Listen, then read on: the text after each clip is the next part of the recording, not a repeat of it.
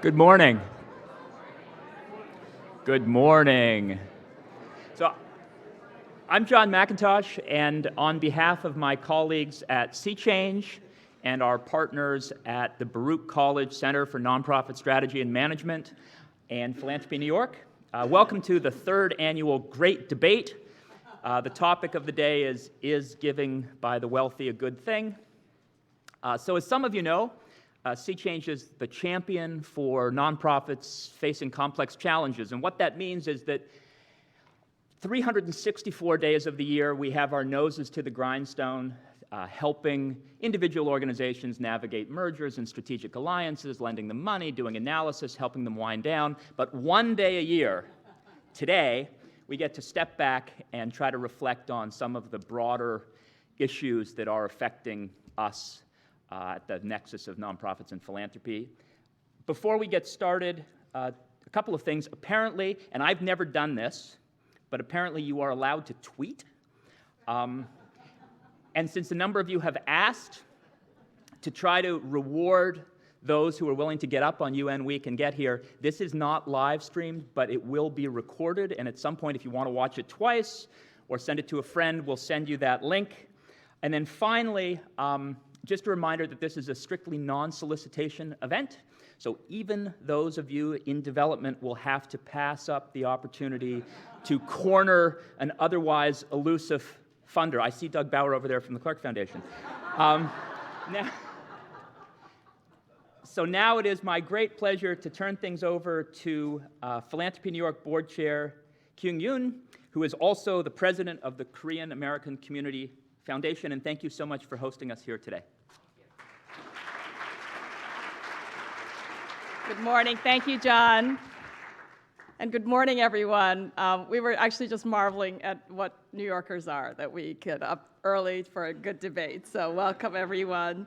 So as John said, I'm Kyung Yoon, the president of the Korean American Community Foundation. I also have the privilege of being the chair of Philanthropy New York's board of directors. And so on behalf of PNY's board and the staff, we'd like to welcome you to our relatively new home here at the Ford Foundation Center for Social Justice. For those of you who might be new to PNY, we are a nonprofit that supports learning and collaboration for more than 280 members in the New York region. And this past spring, some of us were right here. We hosted our annual meeting of PNY members on the theme of reframing philanthropy. And we're so thrilled to continue this conversation this fall with this event, and it's the first of several that PNY is organizing on this theme. This is also the third debate, as John mentioned, in collaboration with Sea Change Capital Partners and Baruch College's Center for Nonprofit Strategy and Management. And we are so excited to host this debate with two very esteemed colleagues, Rob Reich and Phil Buchanan, who have been thinking deeply about what philanthropy at its best looks like. And we look forward to a really great and stimulating conversation. And so it's now my pleasure to welcome to the stage Rob, Phil, and my fellow PNY colleague, Lorie Slutsky, president of the New York Community Trust, who will be the perfect person to moderate what will be an intensely interesting debate. So thank you for joining us today, and enjoy.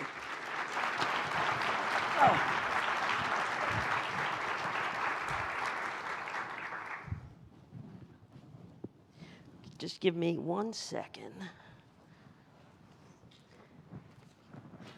Like a good student, I brought all my material. Good morning, all of you. Thank you for making it here this morning. I think we had oversubscription. So it just proves one more time that I can never predict who's going to go to what. So our session this morning is entitled, "Is Giving by the Wealthy a Good Thing?" It really is both a debate and a discussion between two leading thinkers, Phil Buchanan and Rob Reich. You've got their bios. I'm sure you've read their materials. In some ways, neither needs an introduction. So I thought about it and said, no one in this room, I don't think, really needs to be reminded that philanthropy has been under the microscope of late. Those who have been following the discussions, the books, the articles understand that some argue philanthropy is an elite charade that is failing democracy. And you've had one book to support that theory. Others, my colleague on the right, argue that philanthropy is a force for tremendous good, if done right. So let me sort of lay out for you how we've organized our morning together. We've organized it into 3 blocks. The first one is 15 minutes, and it will start with Rob Reich, who will make his case. It will be followed by Phil responding to that case. And then we'll try and have a discussion between Rob and Phil about what each has said about the other's arguments. The second block, we're going to flip that order, and Phil's going to make his case. Rob is going to respond, and then we'll have a back and forth. The last block, the largest, will be for Q&A. And time allotments, I hope, will be strictly observed. Each of our speakers will get a warning, which are these orange signs in the front. And without further ado, Rob, you're up. You're going to sit, right? No, I'm going to stand right here. Stand, okay. All right, well, thanks so much for coming. I want to start just by saying that I'm probably unfamiliar to most of you. Maybe you've seen or read the book, but I don't think I've met hardly anybody in the room. In case you might have thought that you were about to see the former Secretary of Labor, sorry to disappoint. It's a frequent occasion that I do show up to give a talk, and I see people paging in the program wondering, I thought someone else was showing up. My joke line, he teaches at Berkeley, is that I am much lesser in stature, but greater in height, for those of you who know it. Anyway, so you've got me. I want, in my 4.5 minutes, to give you one distinction, one observation, and 2 criticisms. So the distinction is that I think it's important when analyzing the phenomenon of philanthropy that we divide the subject into roughly 2 different categories. The phenomenon of ordinary giving, relatively small donations by the vast majority of people every single year, and the phenomenon of big giving and big philanthropy, wealthy donors, sometimes just as individuals, sometimes in the form of a foundation, sometimes in the form of an LLC or some other type of giving vehicle, maybe a donor-advised fund. Today, I'm going to focus on, I think the debate is meant to have us focus on the phenomenon of wealthy givers and big philanthropy. So that's my first distinction. Focus, for the time being, just on the topic of wealthy donors. All right, then the observation. The observation is that the phenomenon of big philanthropy, almost by definition, constitutes the direction of private assets or private resources towards some public-facing public benefit or public good, often as the assets get larger and larger with the naked ambition to shift public policy. In that respect, it's an attempt by the wealthy, by definition the wealthy, to use their private capacities to shift what happens in the public. And I don't think it's anything more than a simple description than to observe that big philanthropy is by definition a plutocratic element in a democratic setting. It's the activity of wealthy people to use their private resources to shift something that's happening in public. In a democratic society, with an expectation of equal citizenship and an equal opportunity for every citizen to affect what happens to us publicly, it's an odd thing to give a privileged role to wealthy people simply in virtue of the size of their wallets. So the very beginning observation I want to leave you with here is that big philanthropy is by definition an exercise of power by the wealthy. It's an attempt to convert private resources into public influence. It's a plutocratic element in a democratic setting. Anywhere that power exists in a democratic society, we should treat it with scrutiny, not give it our automatic gratitude. Okay? That's the first thing to do. So the entire book that I've written is meant to bring scrutiny to the phenomenon of big philanthropy. I then want to make two criticisms of big philanthropy. One is what I would describe as a backward-looking critique. Let's look at the source of the money. And then the second is a forward-looking critique. Ignore the history, just look at what the power of big donors happens to be directed toward. The backward-looking critique, if you've read Anand Giridharadas' book, Winners Take All, or you're thinking about the Epstein scandal or the Sackler scandal, that's the story there. If you made your money in a way that created great harm, you shouldn't be permitted necessarily to whitewash your reputation by being a philanthropist. And that's a familiar story, an important one. And my guess is that Phil is going to agree with a lot of the criticism that gets made, either of tainted money or of corrupt people. And I'm eager to see what type of argument or agreement we're going to have about that. My greater concern, because if you actually begin from the starting point not of looking into the history of where the money was made, but just assume that the money is clean and the people are good. People want to direct a lot of money to some public influence. They want to exercise power. Well, in that respect, there's still a big complaint to be made. We want to scrutinize the power. And in the form of a foundation, philanthropy amounts to an unaccountable, non-transparent, donor-directed, by default perpetual, and lavishly tax-advantaged exercise of power. That's an extremely peculiar thing in a democratic society. What could justify, if anything, the exercise of the power of the wealthy in an unaccountable, non-transparent, donor-directed, by default perpetual, and generously tax-advantaged way? I say the bar is quite high. I'm going to give you a partial redemption later on, but I want to lay out the critique as forcefully as possible. There's a high bar to be met. Why should we wish for plutocratic, unaccountable power under the guise of being praised as a philanthropist? It's a high bar to meet. Okay.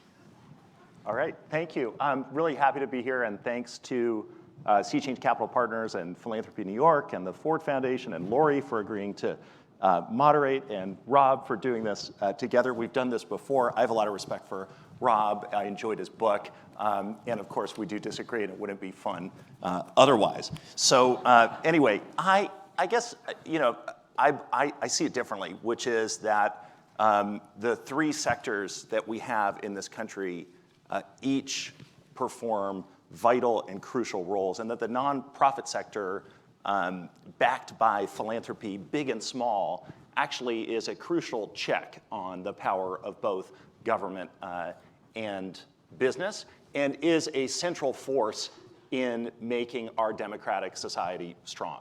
Now, I would be the first to agree that critique is healthy, particularly critique of specific instances of bad or dumb or overly top-down philanthropy. But the broad brush sort of critique of giving, I think, is where we part ways. And so let's get specific and talk about philanthropy, big and small, that supported Amendment 4 in Florida that literally re-enfranchised 1.4 million people. Let's talk about philanthropy, big and small, but largely big in this case, that supported the movement for equal rights for LGBTQ people and resulted in marriage equality. Let's talk about the community-based organizations like many that I visited in working on the book and just in doing my job, or the thousands and thousands that we've surveyed at CEP to get their feedback about funders who are on the front lines working to help the most vulnerable among us. Not folks who the government is just neglecting, but currently people who our government is targeting. And so when you spend time at a place like Epiphany Community Health Outreach Services in Houston, Texas, budget of $650,000, supported by many individual givers and also a big foundation in Houston, and they are welcoming into their doors the most vulnerable people in that neighborhood who don't know where to turn. They are helping them with eligibility for government programs that they didn't know they were eligible for. They are leading them to the food pantry so that they can have a meal for their children when they get home, they are referring them to the domestic women's shelter. This is a vital and fundamentally pro-democratic set of activities, and we should encourage giving that supports these kinds of organizations. I would agree that the charitable deduction is not perfectly implemented, certainly currently. I believe that every citizen should be incented to give. And I think we should recognize that our tax policy creates all kinds of incentives, and Rob in his book and some of his talks discusses the cost of the lost tax revenue associated with the charitable deduction, which is literally less than half of the cost of the lost tax revenue associated with the fact that we tax capital gains and long-term dividends at a far, far lower rate than the salaries for people who are actually really working hard every day. Let's change those two. To make a living. And so I just think that, I think Rob raises important arguments, and it's important for funders to think about doing their work in a way that elevates the voices of the most vulnerable, that empowers folks. I think he vastly overstates the frequency of top-down policy change in philanthropy. A little statistic for you. Among nonprofits in general, National Council for Nonprofits came out with a great report yesterday that's just an overview of the sector. They said 92% of the organizations, nonprofit organizations, have budgets of $500,000 or less. Even among the grantee population of the large foundations who the Center for Effective Philanthropy surveys. So this is a majority of the largest 100 foundations in the country, many other large foundations. The median budget size of those organizations funded by the very elite givers that Rob is concerned about, $1.5 million, mostly community-based, a handful of staff. It is not this caricature of a sort of top-down nonprofit industrial complex that is imposing its will on a citizenry that doesn't agree with the work. So that's where I would leave my response to Rob's opening thoughtful commentary. Great. Thank you both. Why don't we sort of... A little back and forth. Yeah. Is that all right? I'm sure you're ready. I've got a few things to say. Yeah. I mean, maybe it's a feature of where we each come from in analyzing what's going on in philanthropy. Phil's been working closely for the entirety of his career, or nearly the entirety of his career, with philanthropists and nonprofits. I, by contrast, wrote this book as a political philosopher, as someone who thinks about democracy. I have almost no experience of any kind working in a foundation, examining a foundation. So I think it's essential to take the systematic, what you describe as a broad brush view. Anyone can, choose a bunch of greatest hits of things that they prefer and like and show that good things happen. I could do that too. We all have our preferred success stories. We can't understand what philanthropy is good for or bad for unless we think structurally, unless we think about the system as a whole. And I want to suggest to Phil that unless you think about the structure, you'll never be able to get purchase on critically examining what it is that we should understand philanthropy should be aiming for and what it should not be doing. How, in my words, to domesticate the power of plutocrats to serve rather than subvert democratic institutions. That's the task of social policy and social norms. I'll give you just one concrete example of this. If you're a pro-choice person and someone else in the room is a pro-life person, well, the pro-choice person thinks that the philanthropists who support the pro-choice nonprofits are doing the most important thing on behalf of democracy. And then there's a whole bunch of people who think it's the worst possible thing. So it doesn't make any sense to me to pick out our preferred nonprofit successes and think that philanthropy in the background fuels it. We have to think whether we want a sector that allows wealthy people to choose their preferred causes in the first place. Do you like what it is that the Koch brothers do? Or do you like what it is that Tom Steyer does? If you say, I want more of Tom Steyer but less of the Kochs, or the reverse, you're not talking sensibly from the standpoint of public policy. You're just expressing your political preferences. That doesn't help us analyze the sector as a whole. So what do you suggest? in terms of domesticating the power of plutocrats to find that their unaccountable power can serve democracy, I think it's essential to take this systemic point of view. So the partial rehabilitation that I have to offer, because I'm not only giving a frontal critique, that's what I offered in the first 5 minutes.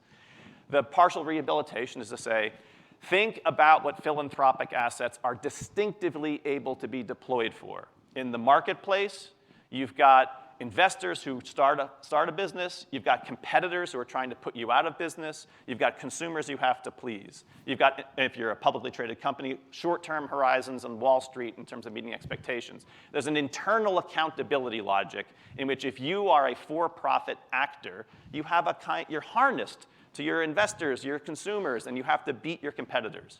There's no such thing as competition in the philanthropic marketplace. Weren't you just describing competition between those who nonprofits. Those who are pro-choice, for example, I was. and those who are anti-choice? On the nonprofit side. So the nonprofits don't have all the funders capital. competing for different outcomes. I mean, isn't that a healthy competition of ideas and perspectives? If one of the funders for the pro-choice movement decided to change their mind, the pro-life group would happily, I presume, take the money. Any nonprofit knows you'll take money, I mean, with the exception of the tainted money or the corrupt person, perhaps, and we can get into that. Put it this way. What the Ford Foundation does can't put the Hewlett Foundation out of business. There's no predatory behavior within the philanthropic marketplace. There's no consumers to please. You just have beggars for the next grant. And I want to put it similarly. They take the structural point of view. So do you think they should be not, like I'm just trying to get to the particulars. So should foundations be abolished? No. I'm going to give you a whole bunch of policy changes. You want to give advice to donors. I want to change policies. And I want to clarify, because I'm all for looking at systems and looking at policy, and I am not here arguing that the policies governing the charitable sector are perfect. Do you want my policy list? Well, no, because I want to. Not yet. We'll get to your policy. Yeah, maybe list. later. But like, I just feel like I want to make clear my perspective here, which is that like, I'm not arguing against the notion that we could make changes to policy, particularly with respect to the charitable deduction. But the reality is that there is a value in people being able to pursue their varied and diverse perspectives and agendas, and that this funding supports a vital set of organizations without which we would be looking at two sectors, business and government. And is that what we want? I don't think so. I also really object to the continual sort of Epstein-Sackler name-dropping as if they are somehow representative of elite givers. I absolutely believe that the MIT Media Lab should not have accepted Jeffrey Epstein's money. And in both the case of Epstein and the Sacklers, what happened was a failure of our criminal justice system, where in both cases, they entered into pleas that allowed them to essentially continue to perpetrate that which they had been perpetrating prior. And it is absolutely the case that nonprofits need to be really thoughtful about who they will say no to funding from, but to sort of drop these names as if they're somehow symptomatic of some larger problem with big givers, I think it's a little bit of a distortion. One follow-up, Rob, to your point about no competition. Yeah. If you really think about business, and it is a clearly competitive environment, which forces a bottom line, a lot of what philanthropy ends up having to do is deal with what happens when there's no profit in something and something still has to be done. So the lack of competition, in my mind, is not necessarily a failure. Yeah, I mean, the partial redemption I have to offer tries to convert the seeming vice of unaccountability and lack of competition into a type of virtue. And I'll give you the punchline. Maybe I'll have time to explain a bit of the background. But philanthropic assets have the distinctive capacity to think over long time horizons, to act over long time horizons in virtue of how unaccountable philanthropists are. They are not harnessed to an accountability logic of democracy with elections. The people who run the foundation can't be voted out of office, and there's no marketplace accountability in terms of competitors putting you out of business. So the upshot here, maybe Phil agrees with this, I don't know, if what you're doing as a big donor is giving a bunch of money away to your preferred social projects and then harnessing your grantees to 9-month or 12-month reporting cycles for measurable outcomes on your own theory of change, you have just undermined the very thing you were distinctively able to do, which is to be risk-taking, long time horizon, and experimental. Great. Okay, thanks. I think what we're going to do is stop here. We've got more of this to come, I'm sure, and switch roles, and we're going to start with Phil. Thanks, Lorie. So I worked on the book Giving Done Right, motivated by a mix of feelings of inspiration and frustration. Inspiration about the good that giving can do. When it is done in a way, and you're right, we do agree, that isn't, that actually supports nonprofits over the long haul to do their work and to be effective. And I try to tell the stories of nonprofits and nonprofit leaders, as well as effective donors, to counter, and this is the frustration part, what I see as a really unhelpful trend of the last 20 years, which is to analogize everything to business. And the notion that nonprofits should operate more like business is something that I'm sure you've heard, and I never know, like which business, like the dry cleaner or Google or Volkswagen when they were scheming on the admissions tests, or so I think that's really not helpful. And then I've also heard again and again, including in business school when I was a student 20 years ago, and it's no different there now, you should approach giving like investing, like a venture capitalist, and I don't think that's a very helpful analogy either. And so what I was trying to do in the book is to say, actually, effective givers recognize that this work is uniquely challenging. I mean, if I see one more piece, but you see them all the time, like Sean Parker's piece a few years ago in the Wall Street Journal was particularly a particularly egregious example. I made my money and my fame as a hacker. Therefore, what's needed is hacker philanthropy.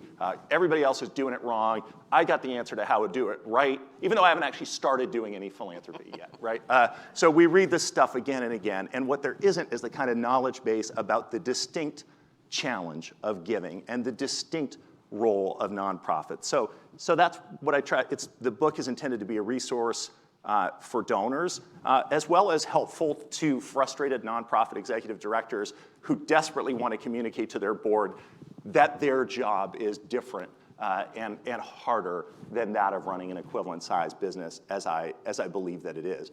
I think it's important, and I try to do this in the conclusion of the book, to keep our spotlight on the people whose lives are affected by this work.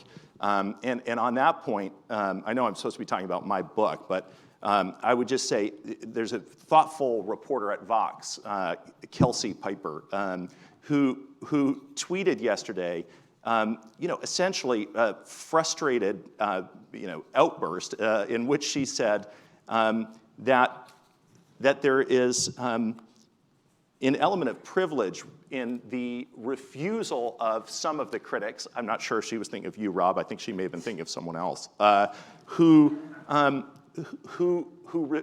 will not say what are the consequences of folks giving less to people who are actually affected by the issues being funded by donors. And she said there's no space for wishful thinking about how our politics will change overnight. And I'm worried that we have conflated a frustration that I share with our approach to taxation, with how Rob often says that you lose 40 cents on the dollar when a very, very wealthy person donates to charity, but you don't, because none of them are actually paying that tax rate. And that's a big problem. And we need to stop, I think, conflating our frustration with inequality, the things we need to change by electing different people, with a sort of backlash against philanthropy that will undermine, and I said this before, the efforts to help the most vulnerable people at a moment of great danger for the most vulnerable people in our country. I'll just leave it there. All right. Shall I go? Well, so I observed before that Phil's orientation is advice giving to donors or advice giving to nonprofits. My orientation is different. I'm looking at the big picture relationship between philanthropy, big philanthropy, and democratic ideals, democratic institutions, and democracy as a whole. I'm looking at the structure. I want to focus on social norms and public policies. And here, to cut to the chase, is my view about the deep and fundamental flaw in Phil's book, and indeed in the organization that he works for, the Center on or for Effective Philanthropy? For Effective Philanthropy. Yeah. We're against ineffective philanthropy. I assume. But here's the deep and fundamental flaw. From a philosopher's point of view, and I want to suggest from anyone's point of view, effectiveness is a derivative value. It is not a first best thing to do. If you are effective at a bad goal, the fact that you're effective at it makes the world worse, not better. You have to independently assess the end or the cause or the goal of philanthropy in order to know whether you wish to be effective at it.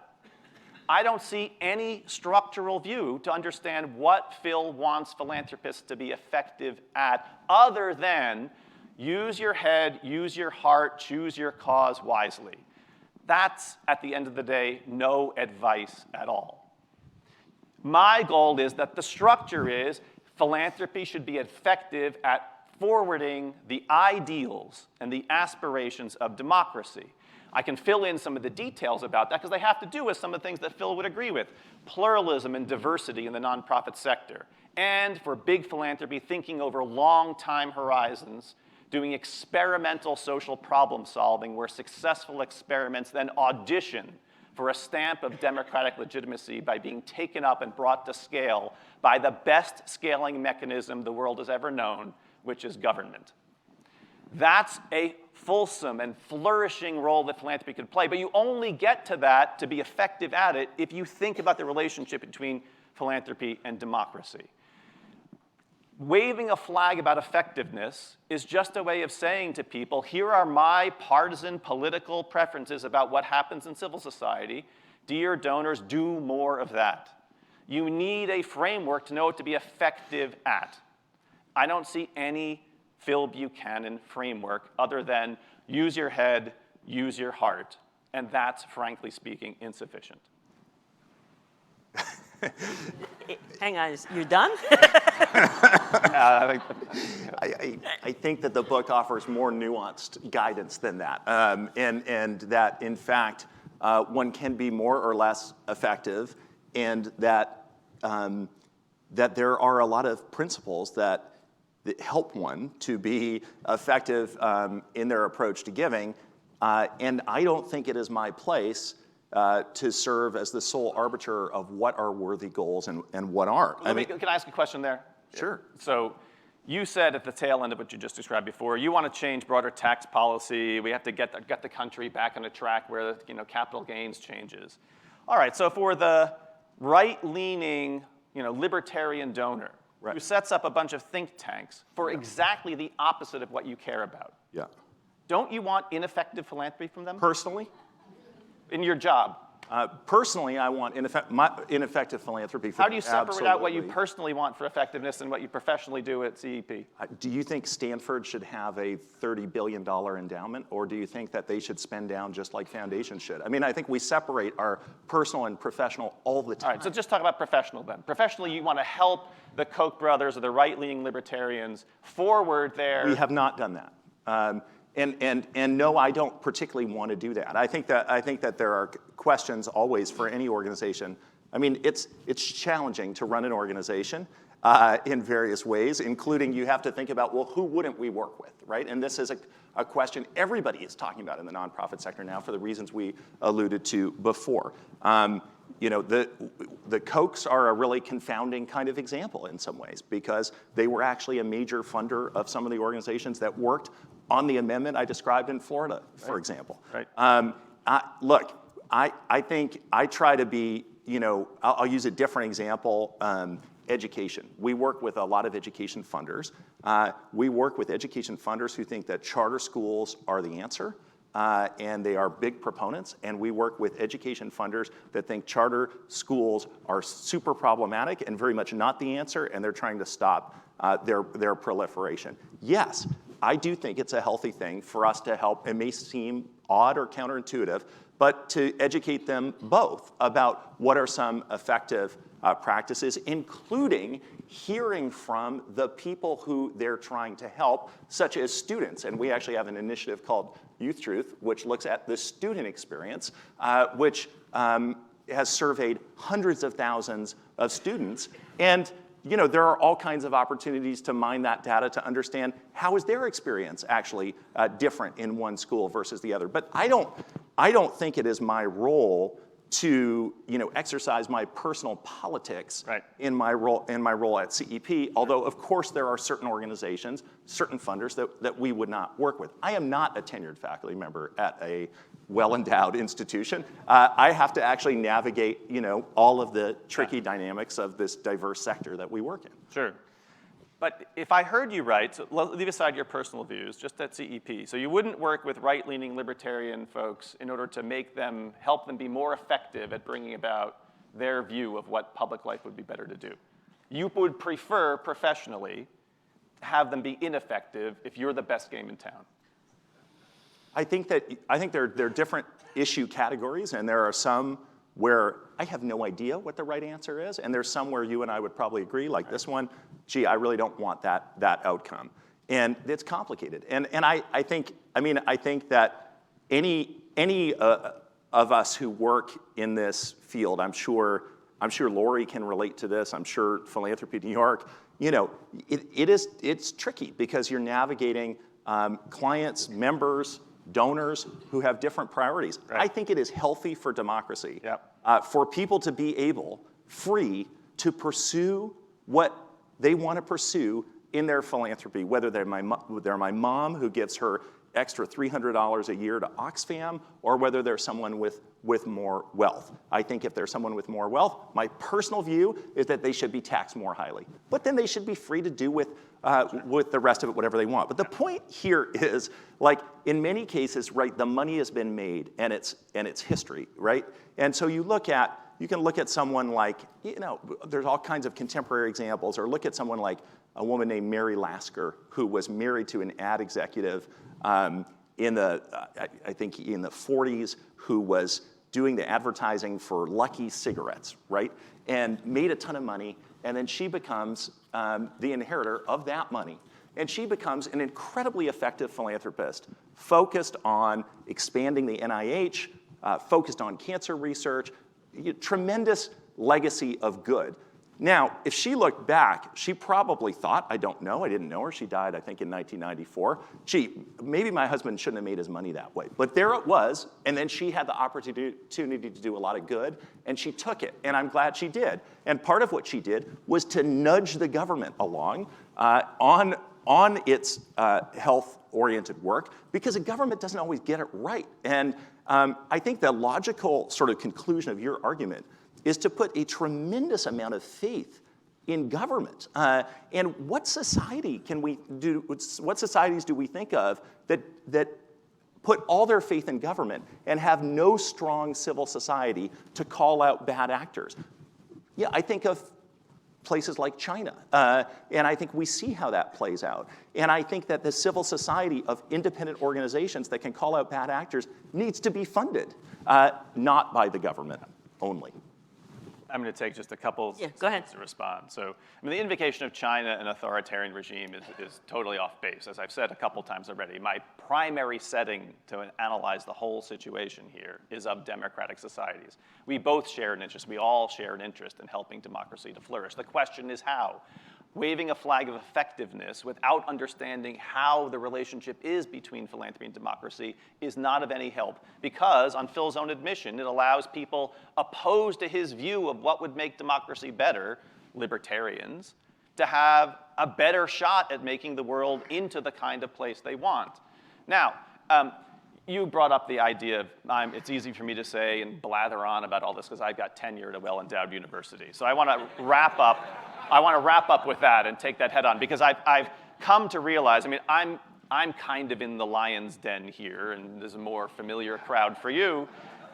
If I were presenting to a bunch of academics, it might be a bit different. But sometimes I start off a presentation by saying to people, especially who work in foundations, that I happen to benefit from what Phil's already described, this institutional design that's so bizarre. I have tenure, which makes me completely unaccountable in anything I do in my job. Most people think that's Kind of like a foundation. exactly right. That's the point.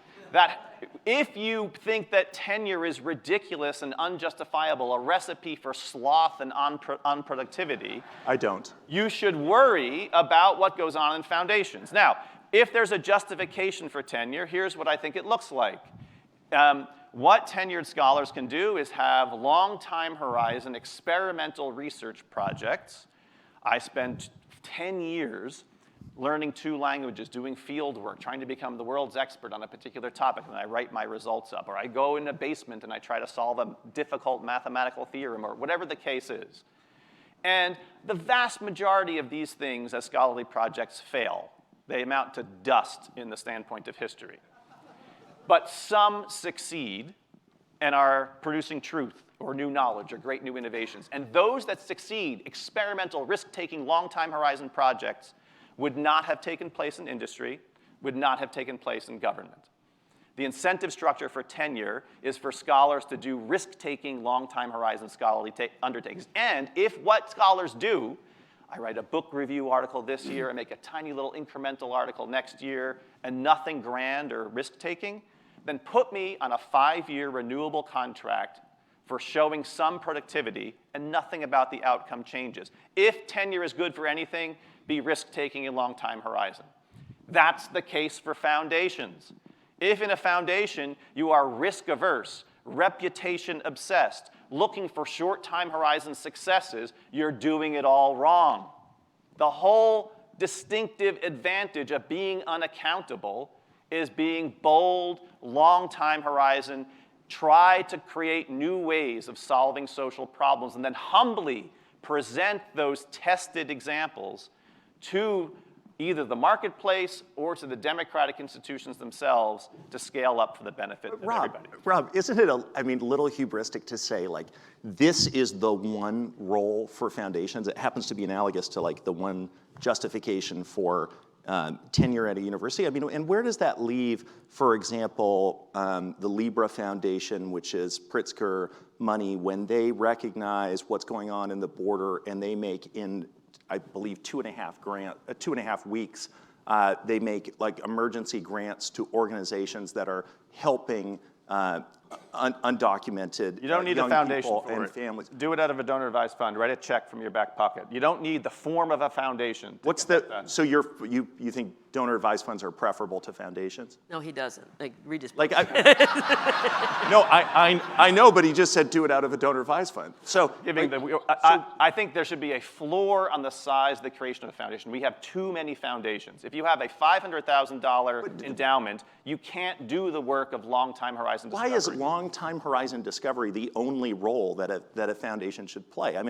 This is the thing that's distinctively available to large philanthropic assets. I think I just gave you an example of something else, and I could give you a lot of examples of work that doesn't necessarily fall into that rather narrow definition that I think foundations are in a very good position to play, and some examples of them doing it. Even the marriage equality example I gave before was actually not particularly long time horizon, as it turned out. It was much shorter time horizon than I think many folks even dared to hope. So I don't know, it just seems very specific and particular. Foundations should only be able to do this, where I think there are a variety of different roles that they can play and that many do play well, including in communities in which they serve community foundations as well as locally focused private foundations, as they serve as essential sort of connectors and conveners for community-oriented long-term problem solving, as well as short-term response to things like hurricanes and other natural disasters. Yeah, I think this debate, long-term, short-term, is an important one, and maybe we'll get to it through Q&A. One last point for you.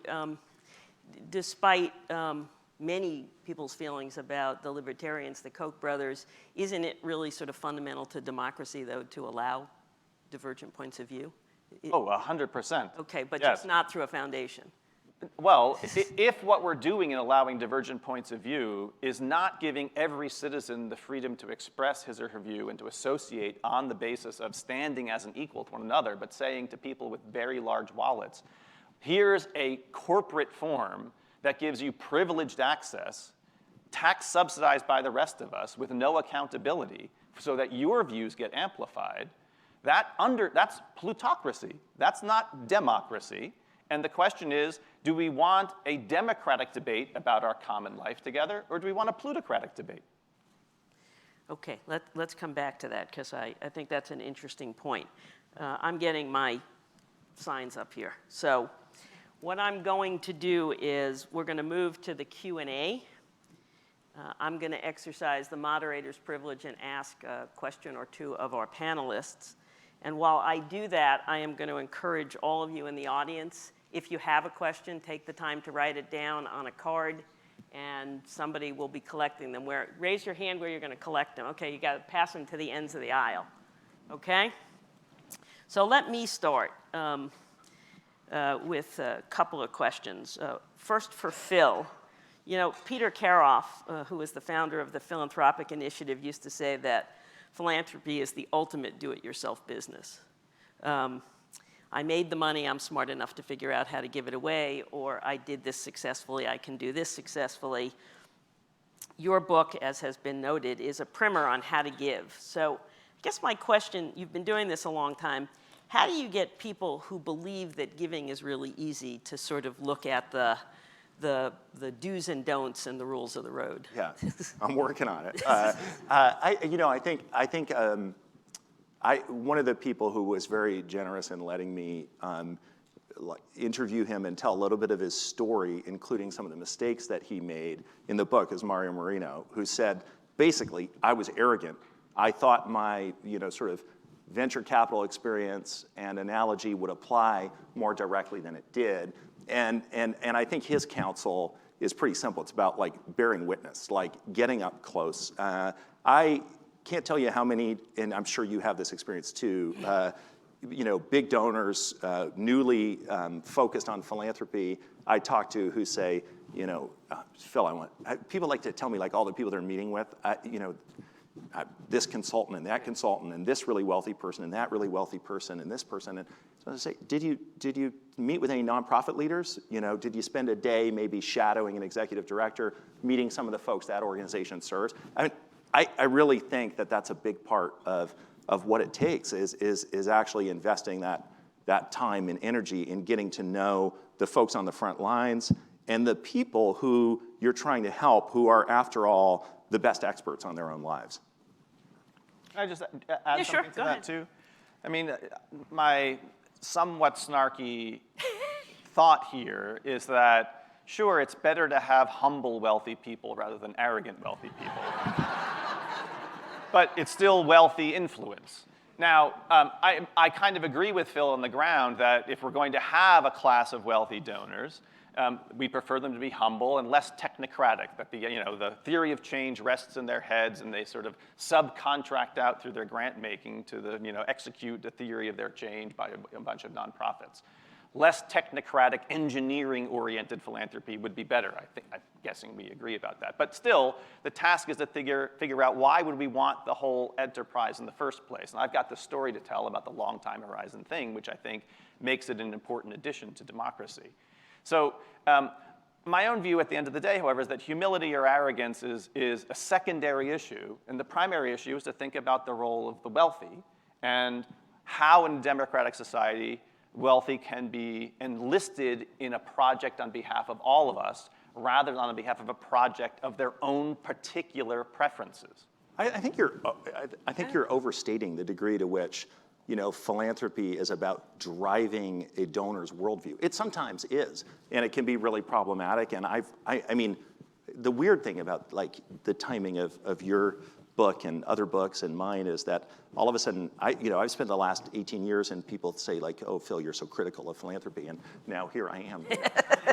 What happened? But I think that like you go to an organization like one I describe in the book called UTech in Lowell, Massachusetts, that's working with the most gang-involved young people to try to recruit them out of gang life. And this is really, really difficult, literally life and death work. And then they're helping them get their life on a different track. They've got really good results. I tell their story. Well, who's funding them? It's $6 million. Operating budget, at least at the time that I did the research for the book. Individual donors, foundations, really wealthy people in that community who've been moved by what they've seen, they've been inspired by it, and they're giving to support it. There is, and do they probably enjoy being thanked? For sure. Might they like getting invited to, the big event? Yeah, absolutely. Yeah. But they have been inspired by something they didn't even know was happening in their community, and they're now giving to it.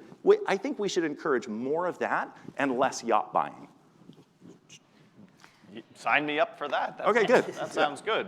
I mean, I want to go back to the tenure analogy here in a certain way, because I find it interesting that, for whatever number of years prior to perhaps my book or Anand Giridharadas' book, you were viewed as a critic in the sector, and I take you at your word, I don't doubt that.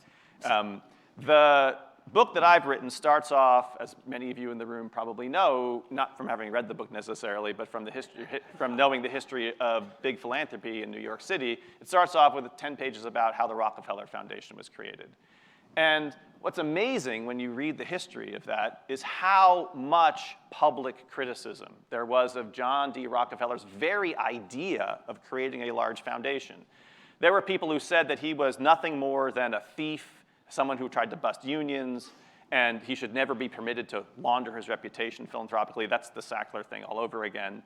But there were people who said, this is an amazing thing, in Congress, because he went to Congress to ask for permission to create the foundation, said, I accept that John D. Rockefeller is a man of wisdom, is a man of insight, and has the best intentions. And yet, the idea to create the Rockefeller Foundation is a repugnant idea in a democratic society. Now, even my book does not say something quite as dramatic as that. Mostly, we splash our big philanthropists on the cover of Time magazine or on the cover of the business pages and laud them as great civic benefactors. There is generally a culture of praise and gratitude.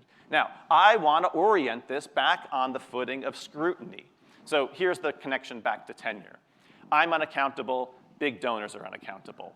I have a set of social norms within scholarship or academia. I can't publish anywhere I want, there's peer review.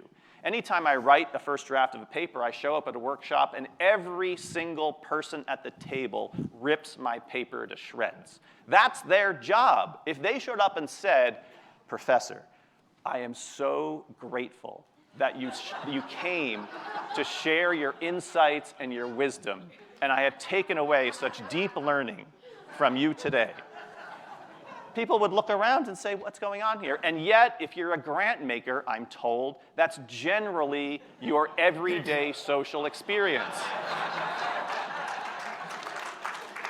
I think some of the social norms within the academy would be great within philanthropy, so that people showed up so you could be a better learner. You have a hard time hearing the truth from people because they're so deferential and inclined to praise. I could not agree more. I mean, all right, let's high five that one. And I mean, and just to say that is literally what CEP has spent, a good amount of our energy on over the last 18 years. So we have created mechanisms for the kind of candid feedback, and I think in the analogy, I mean, it's really actually a little bit like asking your students directly, how'd you like the class? But I mean, there's a power dynamic there too, and I think we've tried to create opportunities for grantees in a safe way to provide feedback that is comparative, that is candid to funders, and almost because it is comparative, by definition, a lot of folks are being rated lower than typical, right? And this is really, really useful, and most of the largest foundations use that grantee perception report regularly, and many smaller foundations do as well, and that kind of feedback is essential. And on that, of course I agree, and I agree with your description of the, experience, because I've known so many people who have moved from, being the executive director of an operating nonprofit to running a foundation and have been stunned by the degree to which, the joke of, you've better looking, all of that stuff, and then they tell me that joke, and because they're a foundation president, I laugh like it's the first time I've heard it, and thereby proving the point. But right. I think that we just need to remember that philanthropy, the foundation form was created in our representative democracy, right? It exists as a matter of law, and so it can be changed, right? But there's a certain way in which, it is actually a result of our democratic processes. Maybe can I take, I don't know if we're at the end of time, we might go on to questions. Go ahead. I'll just tick off the policy suggestions. Philosophers shouldn't be able to just issue what policy should be, because that would make us into philosopher kings, and I'm talking about supporting a democracy. I'm in favor of collective policy making, not philosophical policy prescription. So here are a couple policy suggestions that come out of the basic framework. Get rid of perpetuity. All foundations should be spend-out foundations within a generation or two of the death of the donor. Scholars die and new people get tenure. The same should be true for foundations. Another way of thinking about it is that you shouldn't have the dead hand of the donor reaching out of the grave to strangle the preferences of future generations. What donor thinks on effectiveness grounds that they can so wisely predict social conditions 200 years from now that they'll be able to impose their mission on a foundation that's perpetual and still have it do good work? I'm mystified by that idea. All right, anti-perpetuity. Second, change the tax incentives. There's a whole story in the book about these. They massively overweight the preferences of the wealthy and underweight the giving incentives and preferences of the middle class and the poor. My guess is that Phil and I agree about some of this. I propose a flat tax credit, equally weighted for everyone, $1,000 credit for me, $1,000 for you, $1,000 for Bill Gates. And after that, the liberty to continue giving money away. But each of us gets the same policy mechanism, same weight of the policy mechanism to cast our philanthropic preferences into civil society. Next, and perhaps most controversially or most unexpected, I think there should be a floor on the size of creating a foundation, not a ceiling. If you have $500,000 and you create a foundation with a 5% payout, you're doing little small work. You're probably paying a whole bunch of overhead costs or administrative costs for your family or your trusted friends. And just write some checks, put some money in a donor-advised fund, and make some distributions. Although, as Phil and Lorie said, I'm not such a fan of donor-advised funds either. They should have some payout requirements as well. And there's the finally idea of keep the relative unaccountability, keep donor discretion, allow people to have their distinctive ideas about how to populate civil society with a diversity and plurality or pluralism of all our collective preferences, but require way greater transparency. So I think you can get a kind of accountability up and running with more than a 990 form as the only thing you're obliged to report to the public. There are 100+ foundations in the United States today. I'm told that 90% of them don't even have a website. So that if you were a nonprofit in the local area, you wouldn't know how to access or even know that one existed to write a grant proposal to get some money. With greater transparency, we can have greater scrutiny, and then we can have a healthier debate. Final idea. I'm distressed at how there are reporters and people within civil society who have as their main beat reporting on government, reporting on business. and yet there's no national magazine or national newspaper, other than the industry-specific ones for philanthropy, that has a single reporter on the philanthropy beat. That's scandalous. And it should change because the philanthropic sector needs scrutiny just as much as business and government does. Agreed. Let me just follow up on your perpetual endowment issue. I obviously work in a place that believes in perpetual endowment. But I guess my question... So does Stanford, by the way. Happily for your salary, maybe not for your book. I think here's my question that I'm not quite sure how you or even Phil grapple with this. There is this notion that every donor who creates a perpetual foundation, ties up future generations with a dead hand. Yeah. I mean, community foundations were created to actually deal with the dead hand problem. So if I left $500 million to deal with left-handed, blue-eyed, blonde 7-year-olds who do X, and that population obviously diminishes in the future, that's a ball and chain. Yeah. But if you look, I actually did this yesterday. I went through and looked at the founding purposes of most of the very large foundations, and they were quite generic. No ties, no strings. Right. It really was a gift to future generations to have the resources to respond to what you don't know will happen. Right. So how do you sort of get at that? Yeah. Because this notion somehow that the dead hand Sure. is, there's an equation I don't agree with, which is that anybody who leaves money in perpetuity for future generations is controlling it and somehow diminishing its value. Sure. Good. Okay, I think that's an important point, because I think another way of dealing with the problem of the dead hand, instead of identifying the problem as perpetuity, is to say the issue is the control of a dead individual.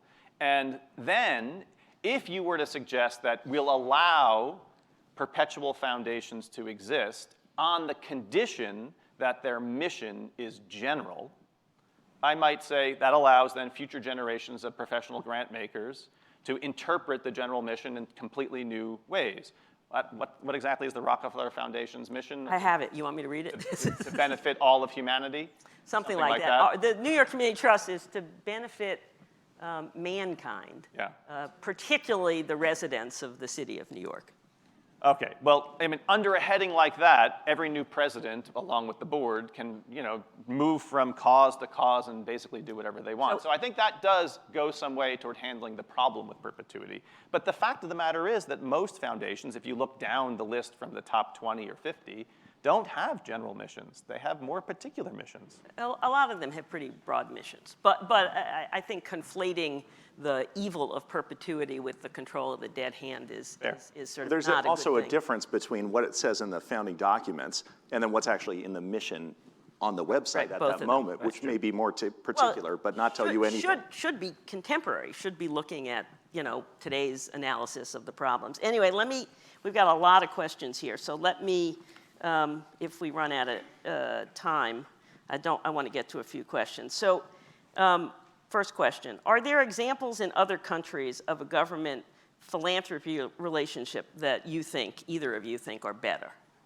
In other words, outside the US model. Yeah. We can be quick, yes, no. I don't have a particularly thoughtful reply to that, I don't think. Sure, so there's a bit of this in my book, but I think a worthy scholarly project or project for anybody would be to do a comparative assessment of philanthropic and charitable policies in different places to see what is better or worse on behalf of democracy. So another way of thinking about my project would be to say, I think, as I believe, I'm going to enlist all of you, I think all of you are likely to believe too, that the human impulse to do something philanthropic or charitable is universal and not culturally specific. So the idea that like America is a place of distinctively altruistic people strikes me as odd. You can look across time and place and see almost everyone doing something that we would describe as caring for other people with their time or their money. Now, what makes the charitable or philanthropic sector different in different places isn't that human beings as such are different, it's that social norms and public policies shape and condition and structure this human impulse in different ways. So that's where the action is to examine those social norms and public policies. So that's how we get a different expression of this universal impulse. Okay, where is it different and perhaps better in a different country?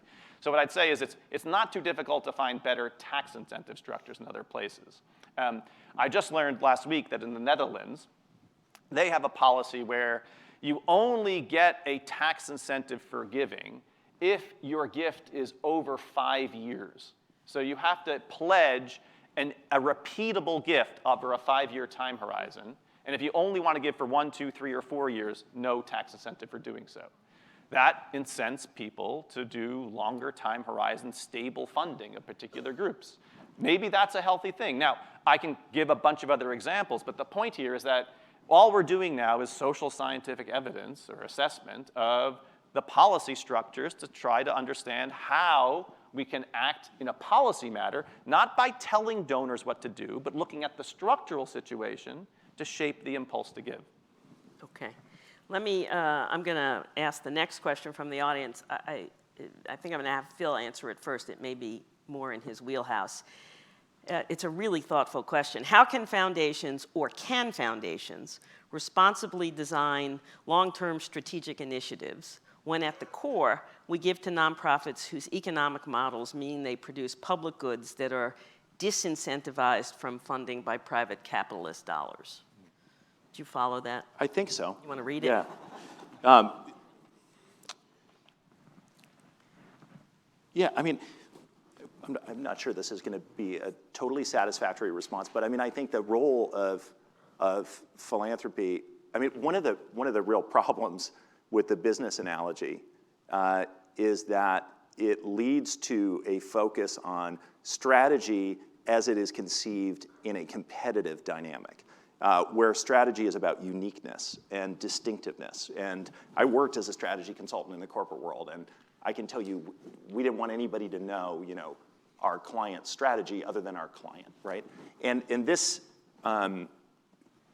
if applied in philanthropy, leads to epic fails, right? Because if your strategy is yours alone as a funder, you will fail. So not only does it need to be shared by the organizations that you're supporting, it needs to be shared by other funders. And so if you are the only funder of some strategy that you think is vital, you better work really hard to change that quickly and make sure, and I think that there's, many of the best examples where we would say, like, yeah, philanthropy really, really played a part in making a difference here are collaborative examples. And I think it's great to see efforts like Blue Meridian or Co-Impact, where major funders are coming together and saying, we can work on this particular goal better together in some highly organized way than we can separately. So I hope that responds to the question. Okay. This question was for Rob. I'm reading it. I agree with your starting position that philanthropic spending is an exercise in power over the public sphere. But if you take away the tax advantage, how do you distinguish philanthropic spending from any other exercise of private power through aggregated wealth? Yeah, excellent. If you take the tax advantages away, some people sometimes ask, well, get rid of all of the tax incentives, then do you still have a problem with big donors? And the answer is yes, because it's still an exercise of power, which now gets to the question, but how is the power different from other kinds of power, corporate power, government power? Power is not a bad thing in and of itself. There's no such world in which we got rid of power. So that's a fantasy land that we're not going to ever achieve. So the question is how to direct power on behalf of worthy ends. That's why effectiveness as such doesn't answer any meaningful question. We have to know how to direct the thing that we want to a worthy end. So I have a story about democratic institutions or democratic ideals. What we can do with social norms like peer review and peer critique and some of these policy changes that I described is create a structure which orients the exercise of philanthropic power towards a worthy end, while at the same time directing scrutiny at corporate power or government power or any other source of power. I mean, that's, I hope, a shared starting point for every single person. In a democratic society, wherever concentrated power operates, it deserves not our thanks. It deserves our scrutiny and our attention, Why? Because it's interacting with our collective life.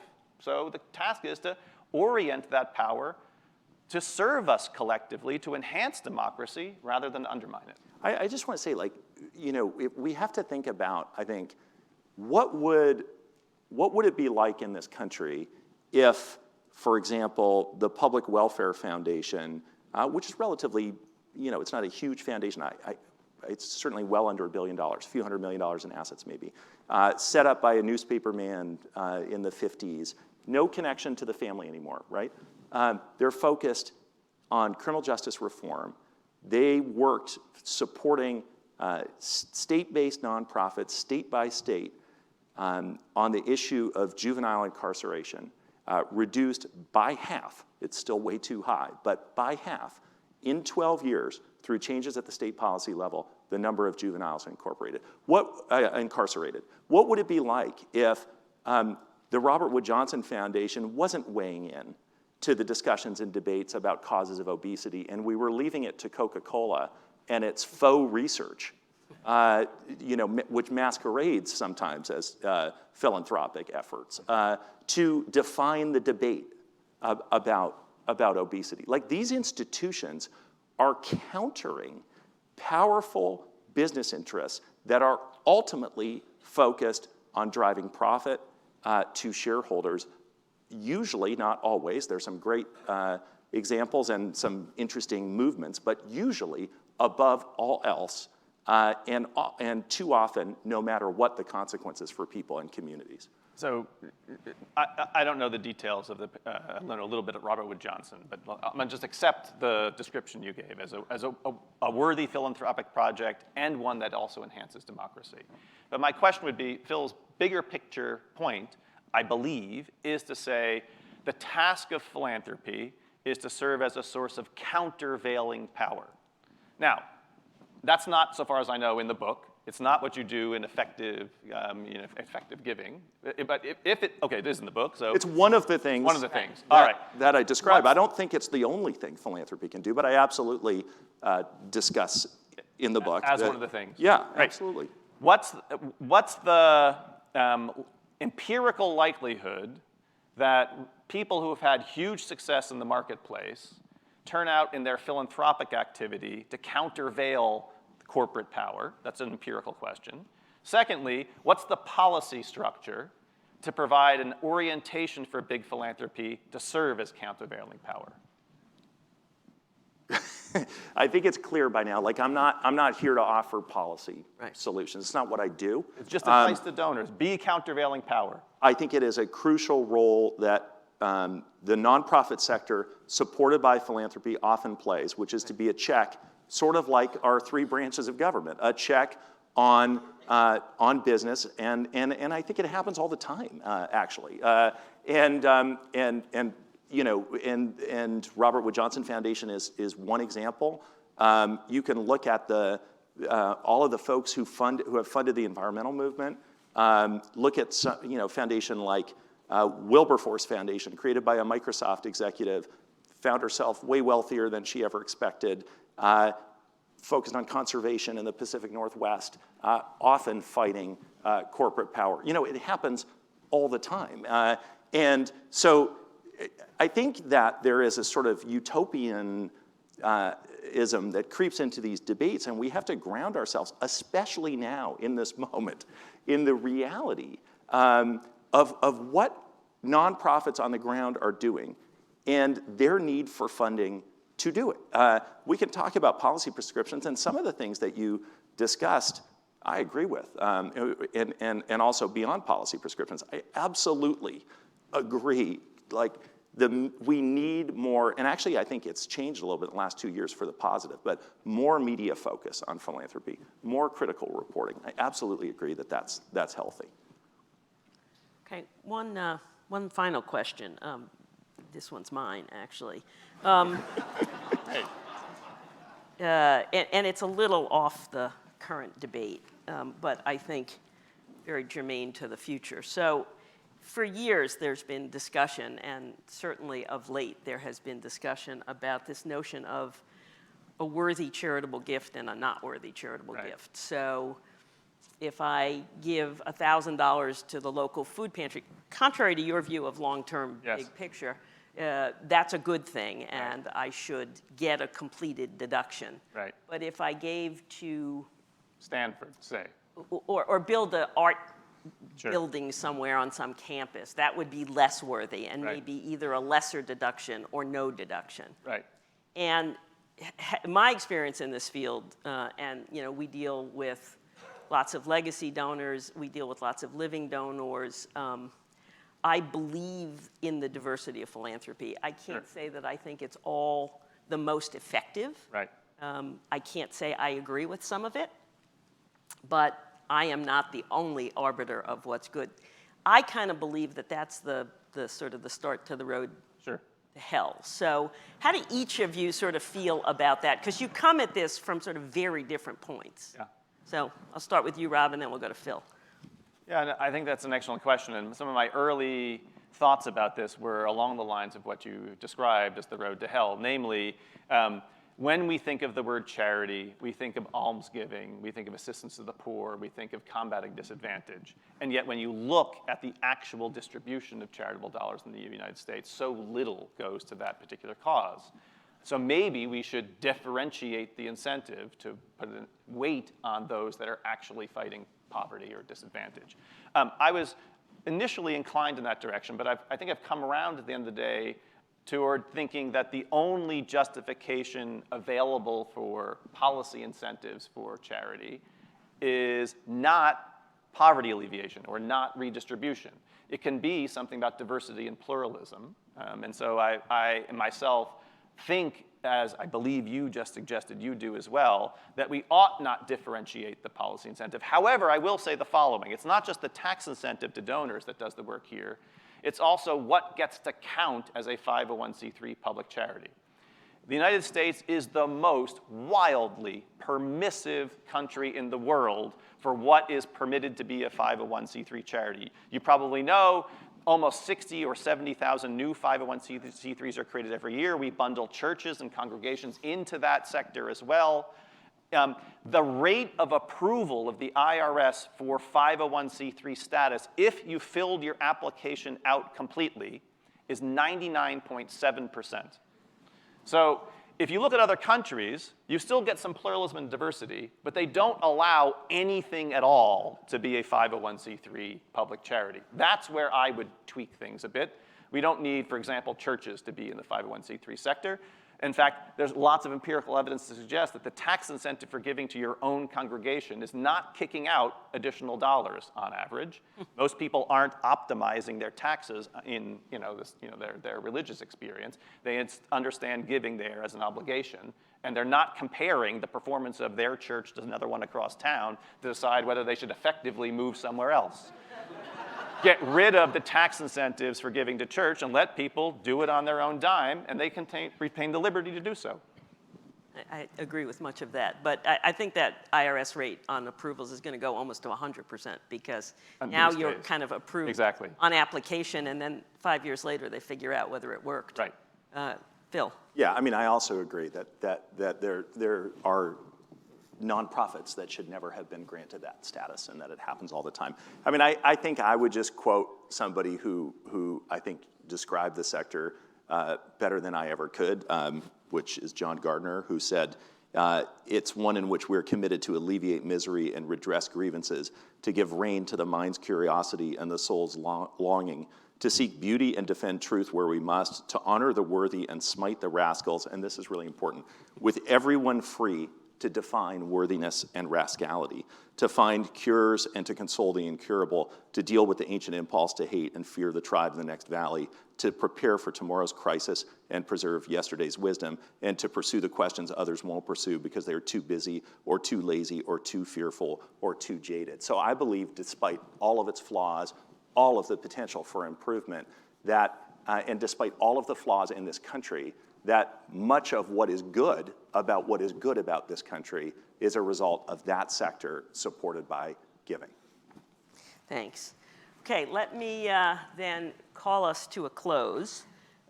First and foremost, I really do want to thank our speakers for their thoughtful research, their very honest comments, and for pushing us forward, foundations and nonprofits alike, to be better, smarter, and clearer about our work, building a more equitable society, keeping the planet safe, and hopefully providing a brighter future for all. So please join me in a hearty round of applause. Thank you.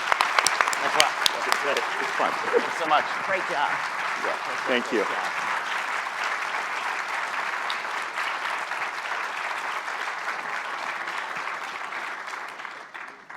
Two quick ones. I also want to thank our three sponsors for arranging this session: Baruch College's Center for Nonprofit Strategy and Management, Sea Change Capital Partners, and Philanthropy New York. It was a, I think, good way to start the morning. So thank you all.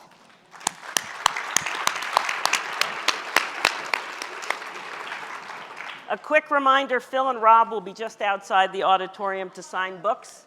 There are a limited number of copies available, so first come, first serve, and if you brought your own, I think they're happy to sign that. True. And finally, I really do want to thank you all for coming and for being such a great audience. Thank you, Lorie. Thank you.